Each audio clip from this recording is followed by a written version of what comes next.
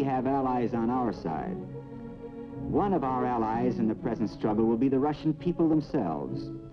To discredit us in the eyes of the Russian people, the Kremlin uses every means to show us as corrupt, barbaric, decadent. Here are excerpts from a Russian film. This woman is telling the Russian people about us. We are lynchers. Most of us live in slums. Our farmers are so poor they dump their milk and their grain. The Russians forget to mention that these shots were taken in the Great Depression of 1932. They're supposed to be true today. Here's how our labor is treated. And for contrast, here's a rich bitch. This, they say, is America. Recognize it? Then they go into fiction. They're telling a story of an all-powerful newspaper publisher whose main purpose in life seems to be to lie about the Soviets. This is the Moscow idea of our reporters. In comes the hero. He's just come back from Russia. The publisher wants him to write a book. Anti-Russian, of course. Our hero is engaged. The lucky girl wants a nice home. She gets it. She's having a whale of a time burning the roast. Meanwhile, our hero is roasting too. He finds he just can't lie about Russia. It's such a wonderful country. He remembers all he saw. He's overwhelmed at their automobile production. Our hero has never been to Detroit, and he's never seen an American farm. So he tells all. He writes, and writes, and writes, and writes. The publisher reads it. He's real mad. He forecloses the mortgage. The writer is out in the cold. His wife's cold, too. She hits the bottle. She leaves him. Our hero gets nowhere fast. But he's got a friend, a disillusioned tool of the capitalists. He wants to die. You know how it is. He can't think of anything more interesting to do. So he goes up in a plane. Here he is, mixing bourbon and oxygen. He's going to die because he wants our hero to get his insurance money. Well-heeled our hero can tell the truth about Russia. He dies. Our hero is addressing a huge Communist Front meeting, and the American people go mad when they discover the truth that Russia maintains a huge army and an air force just so they can make pretty pictures on May Day. Russia wouldn't hurt a fly. It's the Americans who are the warmongers. Our hero rides again. This story was written by one of Russia's leading poets and is a lame attempt to convince the Russian people that not the Kremlin, but we are the imperialists. For Stalin knows that a war-weary people will not embark upon aggressive adventures. Therefore, he is manufacturing fear and frenzy. Even in a dictatorship, public opinion is a force to be reckoned with. That is why a government of atheists officially encourages its own state church. Cunningly, Stalin satisfies the religious instincts of his people and manipulates his church as a political force to combat the anti-communist churches of the outside world. Again, the end justifies the means.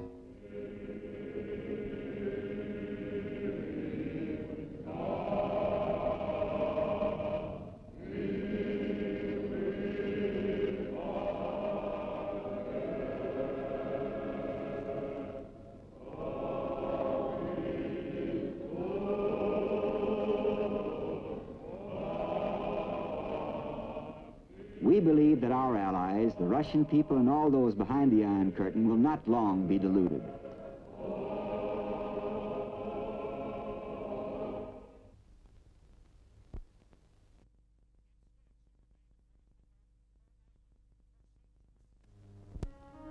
They have been promised a classless society, yet class distinctions are sharp and rigid. There are few countries in Europe where manual workers are as underpaid and underprivileged.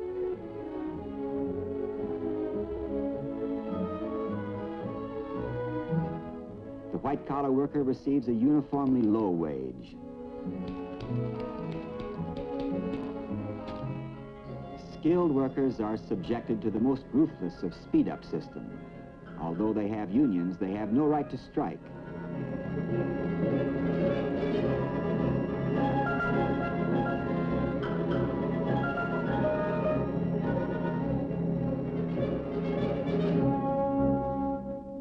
But the factory manager and the more important government executives receive fat salaries, good housing, automobiles. Higher education is no longer free. Therefore, the children of the privileged are given opportunities the ordinary worker cannot afford.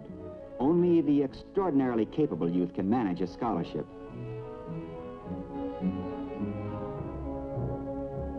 Farmers, men and women, are tenant farmers of the state, sharecroppers of the Kremlin.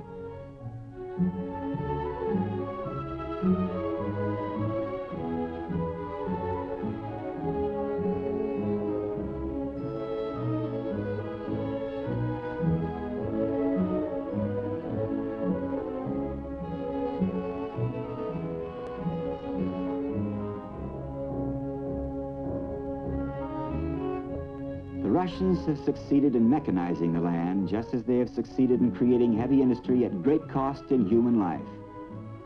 But the average Russian receives remarkably little out of this achievement.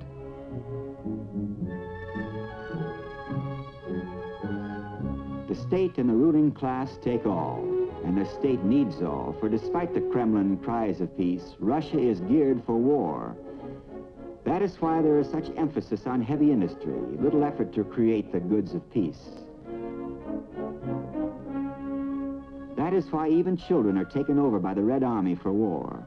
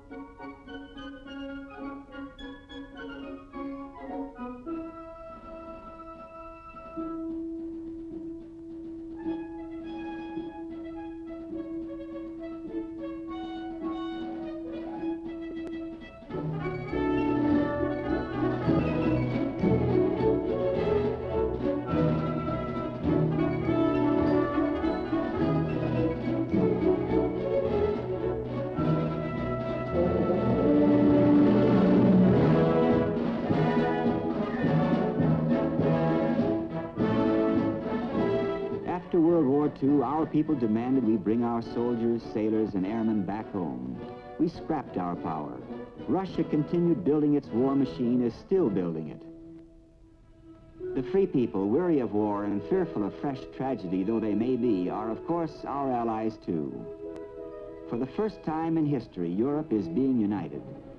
Plans have been perfected to form a European army out of the forces of France, West Germany, Italy, Belgium, the Netherlands, and Luxembourg. This army joins our own troops, those of Britain, Greece, Turkey, Norway, Denmark, and Portugal, under an American supreme commander. The cost in men and money is tremendous, but we are gambling for high stakes, our survival.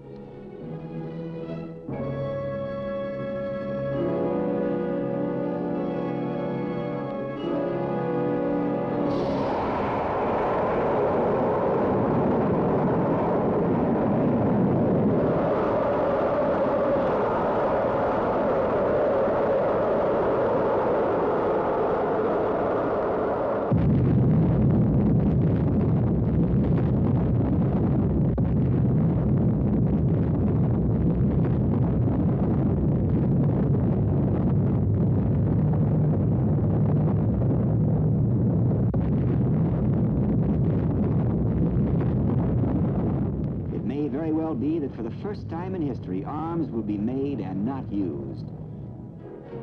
Today, our weapons are so fearsome that even the most ruthless of dictators, no matter how well armed, must pause.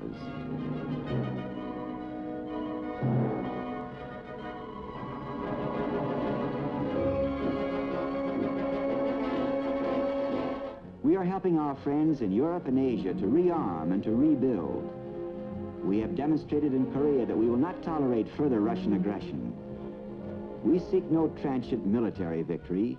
We have never been at war with Russia. We don't want war now. We seek only the victory that counts. Peace.